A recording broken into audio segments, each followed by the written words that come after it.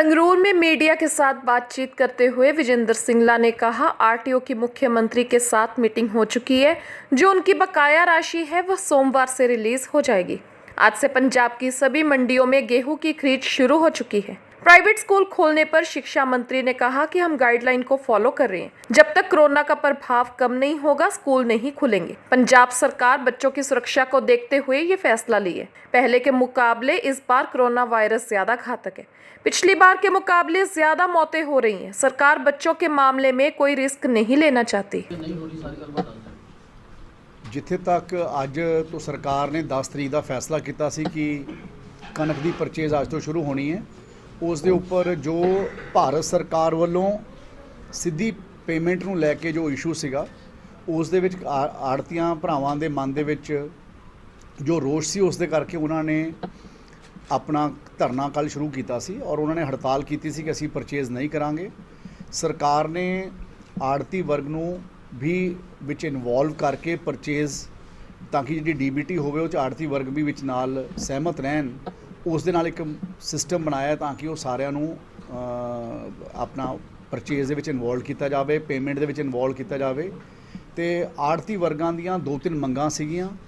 ਜਿਹੜੀਆਂ ਪਿਛਲੇ ਸਮੇਂ ਤੋਂ ਜਦੋਂ पोर्टल बनया सी ते कुछ आड़ती भरावां ने उस पोर्टल के उपर अपना डाटा फीड नहीं किया सी ते उस करके कुछ आड़ती भरावां दा समूचे पंजाब दा 131 करोड़ रुपया सरकार वाल फसिया होया सी, जिहड़ा कि भारत सरकार ने पैसा दिता नहीं सी। उस गल दी अश्योरेंस भी अज पंजाब सरकार ने अपने कोलों वो 131 करोड़ रुपया आड़तियां दा देण वास्ते ऐलान किया, जिहदा पैसा आड़ती भरावां दे अकाउंट 'च सोमवार तो पैना शुरू हो जाऊगा, क्योंकि अज भी तो कल भी बैंक की छुट्टी है, ताकि जिहड़ा उन्हां दे नाल उन्हां दी आमदन दे विच कटौती लगी है, उस दे विच उन्हां दे जिहड़े पुराने पैसे भारत सरकार ने देने हैं वो साडे कोले पंजाब सरकार कोले चाहे लेट आ जाणगे, पर असीं अपने खजाने चों 131 करोड़ रुपया आड़ती भरावां दा जिहड़ा पिछले 2 सालां तो रुकिया होया सीगा, क्योंकि उन्होंने पोर्टल के उपर अपने खाते लोड नहीं किए सी, उस दी अदायगी पंजाब सरकार ने कैप्टन अमरिंदर सिंह जी ने हदायत करके वित्त मंत्री जी की सहमति नाल असीं उस नूं सोमवार तो आड़तियां दे पैसिਆਂ ਵਿੱਚ ਖਾਤਿਆਂ ਵਿੱਚ ਪਾਵਾਂਗੇ। और इस तो इलावा कुछ उन्हां दियां मंगां सीगीਆਂ ਜਿਹੜੀਆਂ कि FCI ਦੀ परचेज ਨੂੰ ਲੈ ਕੇ ਸੀ, ਤੇ क्योंकि ਜਿਹੜੇ ਖਰਚੇ ਵੱਖ-ਵੱਖ ਪ੍ਰੋਕਿਊਰਮੈਂਟ ਏਜੰਸੀਆਂ ਤੋਂ ਆੜਤੀ ਵਰਗਾਂ ਨੂੰ ਦਿੱਤੇ ਜਾਂਦੇ ਆ, ਜਦੋਂ ਉਹ FCI ਦੀ परचेज ਕਰਦੇ ਆ ਤਾਂ ਉਹ FCI ਦੀ परचेज ਦੇ ਵਿੱਚ ਉਹਨਾਂ ਤੋਂ 70 ਪੈਸੇ ਹੀ ਉਹਨਾਂ ਨੂੰ ਦਿੱਤੇ ਜਾਂਦੇ ਸੀਗੇ, ਤੇ ਉਸ ਦੇ ਵਿੱਚ ਵੀ ਉਹਨਾਂ ਨੂੰ ਪੂਰਾ ਪੈਸਾ ਮਿਲ ਸਕੇ। ਉਸ ਦੇ ਵਾਸਤੇ ਵੀ ਭਾਰਤ ਸਰਕਾਰ ਦੇ ਅਫਸਰ ਸਾਹਿਬਾਨਾਂ ਨਾਲ, ਪੰਜਾਬ ਸਰਕਾਰ ਦੇ ਅਫਸਰ ਸਾਹਿਬਾਨਾਂ ਨਾਲ ਗੱਲ ਹੋਈ ਹੈ, ਔਰ ਅੱਜ ਜੋ ਆੜਤੀਆਂ ਨੇ ਮੰਗ ਰੱਖੀ ਸੀ ਉਸ ਗੱਲ ਦੇ ਉੱਪਰ ਵੀ ਉਹਨਾਂ ਨੇ FCI ਨੇ ਸਹਿਮਤੀ ਕੀਤੀ ਹੈ ਕਿ ਆਉਣ ਵਾਲੇ ਸਮੇਂ 'ਚ ਅਸੀਂ ਉਹਨਾਂ ਦੇ ਉਸ ਪੈਸਿਆਂ ਦੀ ਪੂਰੀ ਅਦਾਇਗੀ ਕਰਾਂਗੇ, ਤਾਂ ਕਿ ਜੋ ਆੜਤੀਆ ਵਰਗ ਨੂੰ ਪਿਛਲੇ ਲੰਬੇ ਸਮੇਂ ਤੋਂ BJP ਦੀ ਮੋਦੀ ਸਰਕਾਰ ਚਿੰਤਾ ਤੇ ਪੀੜਾ ਦੇਣ ਦੀ ਕੋਸ਼ਿਸ਼ ਕਰ ਰਹੀ ਹੈ। ਜਿਸ ਤਰ੍ਹਾਂ ਪਹਿਲਾਂ MSP ਦੇ ਲਿੰਕਡ 2.5% ਕਮਿਸ਼ਨ ਆੜਤੀ ਨੂੰ ਮਿਲਦਾ ਸੀ, ਤੇ ਹੁਣ ਆੜਤੀਆ ਕਮਿਸ਼ਨ ਨੂੰ 2.5% ਤੋਂ MSP ਤੋਂ ਡੀਲਿੰਕ ਕਰਤਾ, ਤੇ ਹੁਣ 46 ਰੁਪਏ ਆੜਤੀਆ ਕਮਿਸ਼ਨ ਮਿਲਣਾ ਸ਼ੁਰੂ ਹੋ ਗਿਆ, ਤੇ ਉਸ ਦੇ ਨਾਲ ਇਹ ਹੋ ਗਿਆ ਕਿ ਉਹ ਫਿਕਸ ਕਰਤਾ, ਤੇ ਉਹਦੇ ਨਾਲ ਜੇ MSP ਵਧੂਗੀ ਕਿਸੇ ਫਸਲ ਦੀ, ਉਹਦੇ ਨਾਲ ਆੜਤੀਏ ਦਾ ਕਮਿਸ਼ਨ ਨਹੀਂ ਵਧੂਗਾ, ਉਹ ਆੜਤੀ ਦੇ ਕਮਿਸ਼ਨ ਨੂੰ ਫਿਕਸ ਕਰਤਾ। तो इस करके ਉਹਦੇ ਨਾਲ ਆੜਤੀਆ ਜਿਹੜੇ ਲੋਕ ਹੈ, ਆੜਤੀਆ ਪਰਿਵਾਰ ਹੈ, ਉਹਨਾਂ ਦੇ ਮਨ 'ਚ ਖਦਸ਼ਾ ਹੈ ਕਿ ਆਉਣ ਵਾਲੇ ਸਮੇਂ 'ਚ ਸਾਨੂੰ ਹੌਲੀ ਹੌਲੀ ਇਹ ਸਕਵੀਜ਼ ਕਰਕੇ ਸਾਨੂੰ ਜਿਹੜਾ ਸਾਡਾ ਅਸੀਂ ਕੰਮ ਹੈਗਾ, ਸਾਡੇ ਕੰਮ ਨੂੰ ਖਤਮ ਕਰਨਗੇ। ਤਾਂ ਉਹਨਾਂ ਦੇ ਵੀ ਆਪਣੇ ਬਹੁਤ ਵੱਡੀ ਕੰਟਰੀਬਿਊਸ਼ਨ, ਨਾ ਤਾਂ ਕੋਈ ਕਿਸਾਨ ਭਰਾ ਚਾਹੁੰਦਾ ਕਿ ਆੜਤੀਆ ਬਾਹਰ ਹੋਵੇ, ਨਾ ਕੋਈ ਆੜਤੀਆ ਚਾਹੁੰਦਾ ਕਿ ਉਹ ਮਜ਼ਦੂਰ ਬਾਹਰ ਹੋਵੇ, ਸਾਰੇ ਲੋਕਾਂ ਦਾ ਇੱਕ ਪਰਿਵਾਰਿਕ ਰਿਸ਼ਤਾ ਹੈ। ਤਾਂ ਇਹ ਸਾਰੇ ਲੋਕ ਮਿਲ ਕੇ ਹੀ ਸਾਡੇ ਪੰਜਾਬ ਦੇ ਕਿਸਾਨਾਂ ਦੀ ਜਿਹੜੀ ਫਸਲ ਹੈ ਉਹਦੀ ਖਰੀਦ ਕਰਦੇ ਹੈ, ਚਾਹੇ ਉਹ ਕੇਂਦਰ ਸਰਕਾਰ ਵਾਸਤੇ ਕਰਦੇ ਹੈ, ਚਾਹੇ ਉਹ FCI ਵਾਸਤੇ ਕਰਦੇ हैं, ਚਾਹੇ ਉਹ ਕਿਸੇ ਵਾਸਤੇ ਕਰਦੇ हैं। ਉਹ ਸਾਡੇ ਪੰਜਾਬ ਦੇ ਖੇਤਾਂ ਵਿੱਚ ਕੰਮ ਕਰਨ ਵਾਲੇ ਕਿਸਾਨ ਤੇ ਮਜ਼ਦੂਰ ਦੀ ਜਿਹੜੀ ਮਿਹਨਤ ਹੈ ਉਸ ਨੂੰ ਆੜਤੀਆ ਭਰਾ ਵੱਖ-ਵੱਖ ਫੂਡ ਗ੍ਰੇਨ ਏਜੰਸੀਆਂ ਵਾਸਤੇ ਪਰਚੇਜ਼ ਕਰਕੇ ਉਹਨਾਂ ਨੂੰ ਗੜਾਊਆਂ 'ਚ ਲਵਾ ਕੇ ਉਹਨਾਂ ਨੂੰ ਦੂਜਿਆਂ ਸੂਬਿਆਂ ਤੱਕ ਟਰਾਂਸਪੋਰਟ ਕਰਨ ਤੱਕ ਦਾ ਕੰਮ ਦੇ ਵਿੱਚ ਸਾਰੇ ਲੋਕ ਮਿਲ ਕੇ ਹਿੱਸਾ ਪਾਉਂਦੇ। ਤਾਂ ਅਸੀਂ ਔਰ ਕੈਪਟਨ ਅਮਰਿੰਦਰ ਸਿੰਘ ਜੀ ਔਰ ਸਮੁੱਚੀ ਕਾਂਗਰਸ ਪਾਰਟੀ ਦੀ ਸੂਬੇ ਦੀ ਸਰਕਾਰ ਇਸ ਗੱਲ ਨੂੰ ਚੰਗੇ ਤਰੀਕੇ ਨਾਲ ਸਮਝਦੀ ਹੈ, ਔਰ ਇਸੇ ਕਰਕੇ ਪਿਛਲੇ 10 ਦਿਨਾਂ 'ਚ ਤੁਸੀਂ ਦੇਖੋਗੇ कि 3-4 मीटिंगां मुख्यमंत्री साहब ने खुद, फूड मिनिस्टर साहब ने खुद, ते पूरी सरकार ने खुद आड़ती वर्ग नाल ते किसान वीरां नाल ਕੀਤੀਆਂ ਤਾਂ ਕਿ ਅਸੀਂ ਇਸ ਮਸਲੇ ਦਾ ਹੱਲ ਕਰ ਸਕੀਏ ਔਰ ਆੜਤੀਆਂ ਦਾ ਤੇ ਕਿਸਾਨਾਂ ਦਾ ਇੰਟਰਸਟ ਨੂੰ ਅਸੀਂ ਪ੍ਰੋਟੈਕਟ ਕਰ ਸਕੀਏ। ਸੋ ਅੱਜ ਮੈਨੂੰ ਖੁਸ਼ੀ ਹੈ, ਮੈਂ ਜਿੱਥੇ ਸਰਕਾਰ ਦਾ ਤੇ ਮੁੱਖ ਮੰਤਰੀ ਸਾਹਿਬ ਦਾ ਧੰਨਵਾਦ ਕਰਦਾ, ਉੱਥੇ ਸਮੁੱਚੇ ਆੜਤੀਆ ਵਰਗ ਤੋਂ ਜੋ ਬੀਜੇਪੀ ਦੀ ਮੋਦੀ ਸਰਕਾਰ ਨੇ ਸਿੱਧੀ ਪੇਮੈਂਟ ਦੀ ਜੋ ਉਹਨੇ ਥਾਟ ਰੱਖੀ ਹੈ, ਉਸ ਗੱਲ ਦੀ ਨਿੰਦਾ ਵੀ ਕਰਦਾ ਔਰ ਇਸ ਗੱਲ ਨੂੰ ਉਮੀਦ ਵੀ ਕਰਦਾ ਕਿ ਆਉਣ ਵਾਲੇ ਸਮੇਂ 'ਚ ਆੜਤੀਆਂ ਦੇ ਇੰਟਰਸਟ ਨੂੰ ਸਰਕਾਰ ਪ੍ਰੋਟੈਕਟਡ ਰੱਖੂਗੀ ਤਾਂ ਕਿ ਅੱਗੇ ਨੂੰ ਇਹੋ ਜਿਹੀ ਗੱਲ ਦਾ ਸਾਨੂੰ ਸਾਹਮਣਾ ਨਾ ਕਰਨਾ ਪਵੇ। ਸਿੰਗਲਾ ਸਾਹਿਬ ਇੱਕ ਆੜ੍ਹਤੀਏ ਹੋਰ ਇਸ਼ੂ ਚੱਕ ਰਿਹਾ ਹੈ ਕਿ 46 ਰੁਪਏ ਸਾਡੇ ਫਿਕਸ ਕਰਦੇ ਪ੍ਰਤੀ ਕੁਇੰਟਲ ਕਮਿਸ਼ਨ, ਪਰ ਉਸ ਤੋਂ ਇਲਾਵਾ ਜਿਹੜੀ ਸਾਡਾ ਛਟਾਈ ਦਾ, ਚੜਾਈ ਭਰਾਈ ਦਾ, ਸਵਾਈ ਦਾ 14 ਰੁਪਏ ਪ੍ਰਤੀ ਬੋਰੀ ਦਾ ਖਰਚਾ ਆਉਂਦਾ ਹੈ, 28 ਰੁਪਏ ਪ੍ਰਤੀ ਕੁਇੰਟਲ ਖਰਚਾ ਆ ਗਿਆ, ਉਹਦੀ ਭਰਪਾਈ ਕੌਣ ਕਰੂਗਾ, ਕੌਣ ਦਊਗਾ ਜੀ? ਨਹੀਂ, ਉਹ ਮੈਂ ਉਹੀ ਕਹਿ ਰਿਹਾ ਕਿ ਜਿਹੜੇ ਬਾਕੀ ਦੇ ਇਸ਼ੂਜ਼ ਹੈ ਉਹ 14 ਰੁਪਏ ਨਹੀਂ, ਉਹ 12 ਰੁਪਏ ਸੀਗਾ ਪਿਛਲੀ ਰੁਪਏ ਸਵਾਈ ਕਹਿ ਰਹੇ ਜੀ, ਗੱਟੇ ਦੀ ਸਵਾਈ ਦੀ। ਮੈਂ ਮੇਰੇ ਮਖਲੂਰੇ ਆੜਤੀ ਵੀਰ ਬੈਠੇ हैं 12 रुपए 12 12 रुपए तलाई आ गई नहीं 12 रुपए सारा कुछ ही आ गया। वही मैं कह रहा ना, ये 14 कह रहे हैं ना 12 रुपए 12 रुपए 12 रुपए नहीं 13 रुपए चढ़ाई है कल ओके।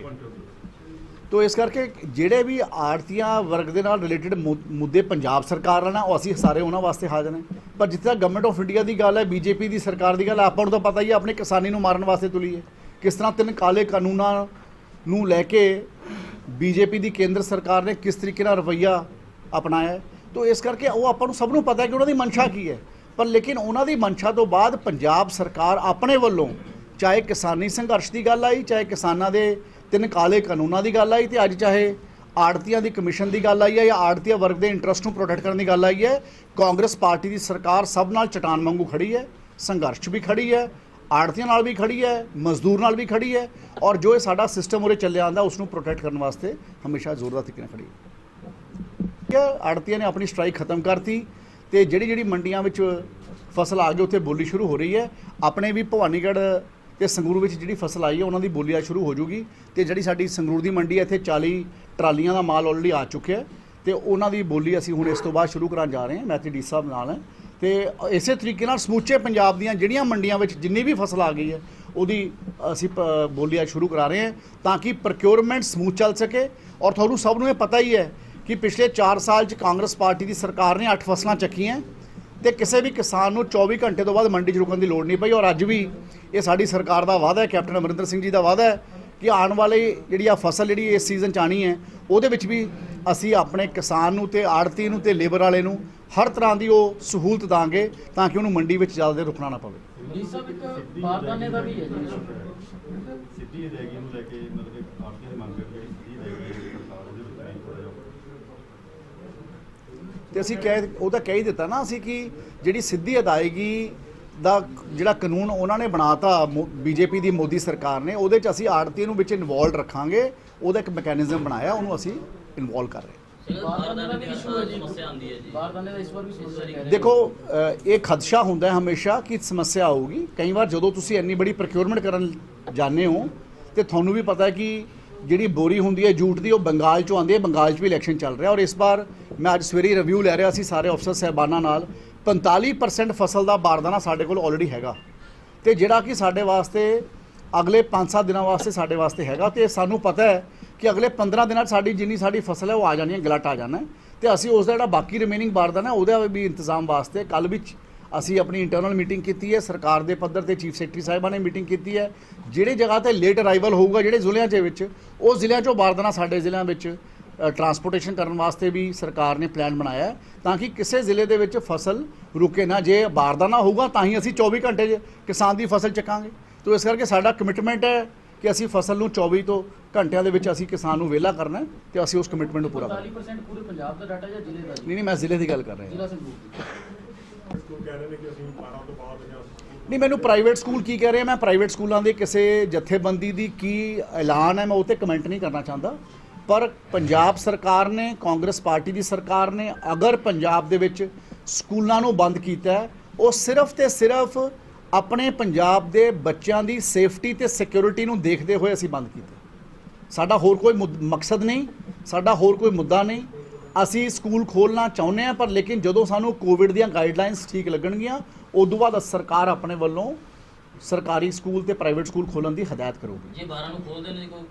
ਤੋ ਯਾਰ ਗੱਲ ਹੈ ਕਿ ਇਹ ਕੋਵਿਡ ਦੇ ਨੋਰਮਸ ਹੈ ਤੇ ਕੋਵਿਡ ਦੇ ਨੋਰਮਸ ਦੇ ਕਰਕੇ ਕਰਫਿਊ ਵੀ ਲੱਗਿਆ ਹੋਇਆ ਤੇ ਆਈ ਥਿੰਕ ਇਹ ਐਡਮਿਨਿਸਟ੍ਰੇਸ਼ਨ ਨੂੰ ਤੇ ਜਿਹੜੇ ਲੋਕ ਐਸੀਆਂ ਗੱਲਾਂ ਐਲਾਨ ਕਰਦੇ ਉਹਨਾਂ ਨੂੰ ਆਪ ਪਤਾ ਹੈ ਤੇ ਸਾਨੂੰ ਵੀ ਪਤਾ ਹੈ ਕਿ ਇਸ ਵਾਰ ਜਿਹੜਾ ਕਰੋਨਾ ਦਾ ਸੈਕੰਡ ਵੇਵ ਹੈ ਉਹ ਬਹੁਤ ਜ਼ਿਆਦਾ ਸਵੇਰ ਹੈ। ਇਸ ਵਾਰ ਲੋਕਾਂ ਦੇ ਮੋਰਟੈਲਿਟੀ ਰੇਟ ਕਿ ਲੋਕਾਂ ਦੀ ਜਿਹੜੀ ਮਰਨ ਦੀ ਗਿਣਤੀ ਹੈ ਉਹ ਬਹੁਤ ਜ਼ਿਆਦਾ ਤਾਦਾਦ ਦੇ ਵਿੱਚ ਹੈ। ਪਿਛਲੀ ਵਾਰੀ ਕੀ ਸੀਗਾ, ਜਿਹੜਾ ਫਰਸਟ ਫੇਜ਼ ਹੋਇਆ ਸੀ ਕਰੋਨਾ ਦਾ, ਉਹਦੇ ਵਿੱਚ ਹੋਇਆ ਸੀ ਕਿ ਜਦੋਂ ਲੋਕ ਕਰੋਨਾ ਪੋਜ਼ਿਟਿਵ ਆਉਂਦੇ ਸੀ ਤਾਂ ਲੋਕ ਠੀਕ ਹੋ ਕੇ ਆਪਣੇ ਘਰੇ ਚਲੇ ਜਾਂਦੇ ਸੀ। ਇਸ ਵਾਰ ਜਿਹੜੇ ਲੋਕ ਕਰੋਨਾ ਪੋਜ਼ਿਟਿਵ ਆ ਰਹੇ ਉਹਨਾਂ 'ਚ ਬਹੁਤ ਸਾਰੇ ਲੋਕ ਗੁਰੂ ਮਹਾਰਾਜ ਨੂੰ ਪਿਆਰੇ ਹੋ ਰਹੇ ਆ, ਲੋਕਾਂ ਦਾ ਅਕਾਲ ਚਲਾਣਾ ਹੋ ਰਿਹਾ ਹੈ। ਤੋ ਇਸ ਕਰਕੇ ਜਿਹੜੀ ਸੈਕਿੰਡ ਵੇਵ ਹੈ ਬੜੀ ਗ੍ਰੇਵ ਹੈ। ਇਸ ਕਰਕੇ ਅਸੀਂ ਹੱਥ ਜੋੜ ਕੇ ਬੇਨਤੀ ਕਰਦੇ ਹਾਂ ਕਿ ਕਰੋਨਾ ਦੇ ਨੋਰਮਸ ਨੂੰ ਫੋਲੋ ਕਰੋ, ਕੋਵਿਡ ਦਾ ਇੰਜੈਕਸ਼ਨ ਲਗਾਓ ਜਿਹੜੇ ਐਲੀਜੀਬਲ ਅਲਾਉਡ ਹੈ, ਔਰ ਆਪਣੇ ਆਪ ਨੂੰ ਸੇਫ ਰੱਖੋ, ਸਿਕਿਉਰ ਰੱਖੋ, ਪਬਲਿਕ ਗੈਦਰਿੰਗਸ ਨੂੰ ਅਵੋਇਡ ਕਰੋ। ਇਸ ਗੱਲ ਨੂੰ ਮੈਂ ਆਪਣੇ ਵੱਲੋਂ ਵੀ ਅਪੀਲ ਕਰਨਾ ਚਾਹੁੰਦਾ ਔਰ ਤੁਹਾਡੇ ਰਾਹੀਂ ਵੀ ਸਾਰਿਆਂ ਨੂੰ ਕਹਿਣਾ ਚਾਹੁੰਦਾ। ਸਰ ਉਹ ਕਰੋਨਾ ਦੇ ਵਧਾਉਣ ਦੇ ਲਈ ਇਹ ਸਭ ਕੁਝ ਪੰਜਾਬ ਸਰਕਾਰ ਕਰ ਰਹੀ ਹੈ, ਸਾਰੇ ਪ੍ਰਾਈਵੇਟ ਸਕੂਲਾਂ ਦੇ ਬੱਚੇ ਇਹ ਤਾਂ ਮੈਂ ਕਿਸੇ ਦੇ ਕੋਈ ਨਿੱਜੀ ਰਾਏ ਹੋ ਸਕਦੀ ਹੈ, ਮੈਂ ਉਸ ਤੇ ਕਮੈਂਟ ਨਹੀਂ ਕਰਨਾ ਚਾਹੁੰਦਾ। ਨਿੱਜੀ ਰਹੇ ਨਹੀਂ ਸਰ, ਸਕੂਲਾਂ ਵਾਲੇ ਸਾਫ਼ ਤੌਰ ਤੇ ਕਹਿ ਰਹੇ ਨੇ ਕਿ ਜਿਹੜੇ ਪ੍ਰਾਈਵੇਟ ਚਲੋ ਸਰਕਾਰੀ ਸਕੂਲਾਂ ਦੇ ਮੈਂ ਘਰ ਘਰ ਜਾ ਕੇ ਬੱਚਿਆਂ ਨੂੰ ਸਕੂਲਾਂ ਦੇ ਵਿੱਚ ਲਾਉਣ ਲਈ ਕਹਿ ਰਹੇ ਨੇ, ਪ੍ਰਾਈਵੇਟ ਸਕੂਲਾਂ ਨੂੰ ਸਰਕਾਰ ਬੰਦ ਕਰ ਦਿੰਦੀ ਹੈ, ਤਾਂ ਕਰਕੇ ਇਹ ਬਹੁਤ ਵਧੀਆ। ਵੈਸੇ ਤਾਂ ਕੋਈ ਐਸੀ ਗੱਲ ਨਹੀਂ ਹੈ ਗਰਾਊਂਡ ਦੇ ਪਰ, ਲੇਕਿਨ ਜੇ ਕੋਈ ਸਰਕਾਰੀ ਸਕੂਲ ਦਾ ਕੋਈ ਟੀਚਰ ਕਿਸੇ ਬੱਚੇ ਨੂੰ ਕਨਵਿੰਸ ਕਰਦਾ ਕਿ ਤੂੰ ਸਰਕਾਰੀ ਸਕੂਲ 'ਚ ਆ ਕੇ ਐਡਮਿਸ਼ਨ ਲੈ ਲੈ ਤਾਂ ਉਹਦੇ 'ਚ ਤਾਂ ਮੈਂ ਸਮਝਦਾ ਕਿ ਕੋਈ ਗੱਲ ਨਹੀਂ, ਕਿਉਂਕਿ ਪ੍ਰਾਈਵੇਟ ਸਕੂਲ ਵਾਲੇ ਵੀ ਬੱਚਿਆਂ ਨੂੰ ਵੂ ਕਰਨ ਵਾਸਤੇ ਬਹੁਤ ਕੁਝ ਕਰਦੇ ਹੈ। ਪਰ ਮੈਂ ਇਸ ਗੱਲ ਤੇ ਕਮੈਂਟ ਨਹੀਂ ਕਰਨਾ ਚਾਹੁੰਦਾ ਕਿਉਂਕਿ ਇਹ ਉਹਨਾਂ ਦਾ ਐਲੀਗੇਸ਼ਨ ਹੋ ਸਕਦਾ ਹੈ। ਲੇਕਿਨ ਅਗਰ ਕਰੋਨਾ ਚੱਲ ਰਿਹਾ ਹੈ ਤੇ ਕਰੋਨਾ ਦੇ ਵਿੱਚ ਅਸੀਂ ਸੇਫਟੀ ਐਂਡ ਸਿਕਿਉਰਿਟੀ ਦੀ ਗੱਲ ਕਰ ਰਹੇ ਹਾਂ ਤੇ ਅਸੀਂ ਉਰੇ ਕਿਹੜਾ ਪ੍ਰਾਈਵੇਟ ਸਕੂਲ ਖੁੱਲ੍ਹੇ ਆ ਜਾਂ ਉਰੇ ਕਿਹੜਾ ਸਰਕਾਰੀ ਸਕੂਲ ਖੁੱਲ੍ਹੇ ਆ? ਸਰਕਾਰੀ ਸਕੂਲ ਵੀ ਤਾਂ ਬੰਦ ਹੈ ਨਾ। ਤੋ ਇਸ ਕਰਕੇ ਅਗਰ ਤੁਹਾਨੂੰ ਕਿਸੇ ਨੇ ਕਿਹਾ ਕਿ ਉਹ ਜੀ ਸਰਕਾਰੀ ਸਕੂਲ ਵਾਲੇ ਟੀਚਰ ਕਿਸੇ ਨੂੰ ਕਨਵਿੰਸ ਕਰ ਰਹੇ ਹੈ ਤਾਂ ਇਹ ਤਾਂ ਹਰ ਇੱਕ ਆਰਗੇਨਾਈਜੇਸ਼ਨ ਦਾ ਰਾਈਟ ਹੈ ਤੇ ਅਸੀਂ ਤਾਂ ਸਰਕਾਰੀ ਸਕੂਲ 'ਚ ਫੀਸ ਵੀ ਨਹੀਂ ਲੈ ਰਹੇ, ਅਸੀਂ ਤਾਂ ਬੱਚਿਆਂ ਨੂੰ ਫ੍ਰੀ ਪੜ੍ਹਾਉਂਦੇ ਹਾਂ। ਭਾਜੀ ਜੇ ਖੇਡ ਵੀ ਰਹੀ ਹਰ ਕੋਈ ਪ੍ਰਸ਼ਾਸਨ ਵੱਲੋਂ ਕਾਰਵਾਈ ਤੇ ਕੋਈ ਨਹੀਂ ਯਾਰ, ਪ੍ਰਸ਼ਾਸਨ ਕੋਲੇ ਆਪਣੀਆਂ ਗਾਈਡਲਾਈਨਸ ਹੈਗੀਆਂ, ਉਹ ਇਕੱਲੇ ਸਕੂਲਾਂ ਵਾਸਤੇ ਨਹੀਂ ਹੈ, ਸਾਰੀਆਂ ਚੀਜ਼ਾਂ ਵਾਸਤੇ ਗਾਈਡਲਾਈਨਸ ਹੈ। ਐਕਸ਼ਨ ਸੰਭਵ ਯਾਰ ਮੈਂ ਕੀ ਕਹਿ ਰਿਹਾ, ਮੈਂ ਕਿਹਾ ਸਰਕਾਰ ਕੋਲੇ ਜਾਂ ਸਰਕਾਰੀ ਅਫਸਰਾਂ ਕੋਲੇ ਜੋ ਸਰਕਾਰ ਵੱਲੋਂ ਜਾਂ government of India ministry of home affairs ਵੱਲੋਂ ਸਮੇਂ-ਸਮੇਂ ਤੇ ਕੋਵਿਡ ਰਿਲੇਟਡ ਗਾਈਡਲਾਈਨਸ ਆਉਂਦੀਆਂ ਉਹਨਾਂ ਨੂੰ ਐਗਜ਼ੀਕਿਊਟ ਕਰਨਾ ਡਿਸਟ੍ਰਿਕਟ ਐਡਮਿਨਿਸਟ੍ਰੇਸ਼ਨ ਦੀ ਜ਼ਿੰਮੇਵਾਰੀ ਹੈ। It is not pertaining to schools alone, it is pertaining to everything. ਜਿਹੜੇ ਪੇਰੈਂਟਸ ਫੀਸ ਨੂੰ ਲੈ ਕੇ ਇਸ਼ੂ ਕ੍ਰੀਏਟ ਕਰ ਰਹੇ ਨੇ, ਸਕੂਲ ਵਾਲੇ ਉਹਨਾਂ ਦੇ ਕਰੈਕਟਰ ਬੱਚੇ ਦੇ ਕਰੈਕਟਰ ਸਰਟੀਫਿਕੇਟ ਦੇ ਉੱਤੇ ਲਿਖ ਰਹੇ ਨੇ ਕਿ ਇਹਨਾਂ ਪੇਰੈਂਟਸ ਜਿਹੜੇ ਵਾਇਲੇਸ਼ਨ ਕਰਦੇ ਨੇ। ਕੋਈ ਗੱਲ ਨਹੀਂ, ਮੈਂ ਸਾਰੇ ਜਿਹੜੇ ਕੋਈ ਸਕੂਲਸ ਵਾਲੇ ਇਸ ਤਰੀਕੇ ਨਾਲ ਵਾਇਲੇਸ਼ਨ ਕਰ ਰਹੇ ਹੈ, ਮੈਂ ਪਹਿਲਾਂ ਤਾਂ ਪ੍ਰਾਈਵੇਟ ਸਕੂਲਸ ਵਾਲਿਆਂ ਨੂੰ ਅਪੀਲ ਕਰਦਾ ਕਿ ਕਿਸੇ ਦੇ ਵੀ ਬੱਚੇ ਦੇ ਜਿਹੜੇ ਪੇਰੈਂਟਸ ਕੋਲ ਅਗਰ ਕੋਈ ਫੀਸ ਦਾ ਇਸ਼ੂ ਆ ਉਹਨਾਂ ਨੂੰ ਸਿੰਪੈਥੈਟਿਕਲੀ ਕੰਸੀਡਰ ਕਰਨ, ਉਹਨਾਂ ਨੂੰ ਇਸ ਦੀ ਕਰੋਨਾ ਦੀ ਮਹਾਮਾਰੀ ਵੇਲੇ ਤਕਲੀਫ ਨਾ ਦੇਣ ਤੇ ਜਿੱਥੇ ਤੱਕ ਗੱਲ ਹੈਗੀ ਕਿਸੇ ਦੀ ਕੋਈ ਵਾਇਲੇਸ਼ਨ ਦੀ they can write to me. Crime link ਦੇ ਲਈ ਸੰਗਰੂਰ ਤੋਂ ਟੋਨੀ ਸ਼ਰਮਾ ਦੀ ਰਿਪੋਰਟ।